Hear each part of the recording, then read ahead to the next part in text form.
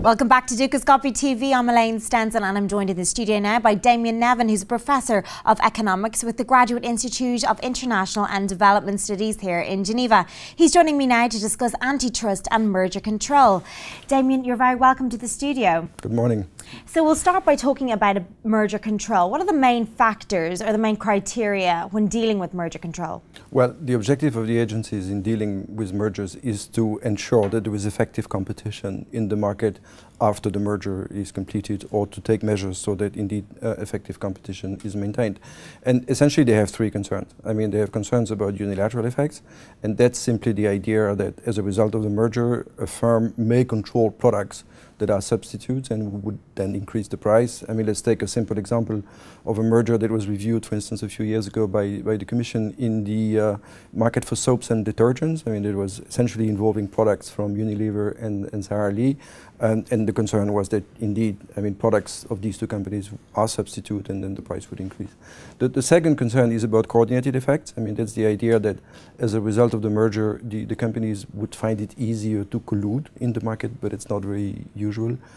And then the third concern is concerns about so-called vertical or conglomerate effect. And let's again take an example.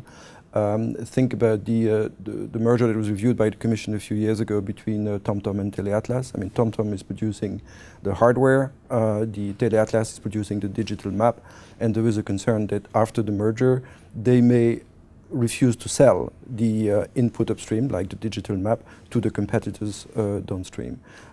So it's essentially a theory of trying to make the life of your competitors downstream harder by denying access to an input. Okay, and I want to move on to antitrust now.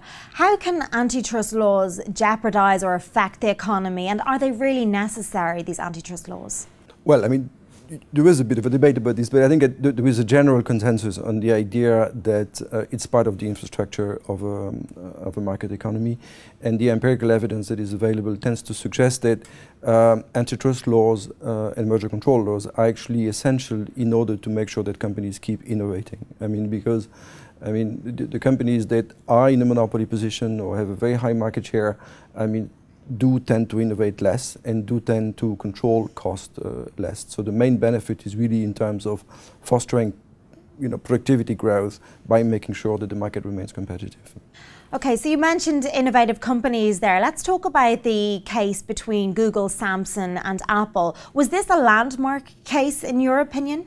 Well, I mean, it is an interesting development. I mean, the circumstances of the case are such that, I mean, all of these companies are, of course, involved in the smartphone market, I mean, with competing platforms, I mean, with iOS and the others.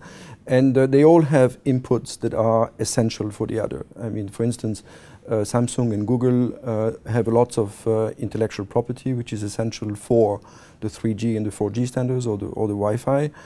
Apple has intellectual property that is commercially essential. I mean, think, for instance, about the intellectual property on the ability to unlock an application on the smartphone simply by moving your finger across the screen. Yeah. I mean, all of these features are important, and the companies were trying to make the entry harder for their competitors by denying access or making access to this intellectual property more difficult. And the agencies have intervened by trying to bring peace to that market, in particular the FTC in the US, with the consequence that now, I mean, access is easier. I mean, these companies can develop the smartphones and compete in the market without being threatened of being denied access. And that's probably, I mean, to the benefit of the final consumers. Okay, and how will the consequences of this case affect cases going forward? I think it's a new type of intervention. I mean, we haven't seen such interventions before, really at the interface between competition rules and intellectual property.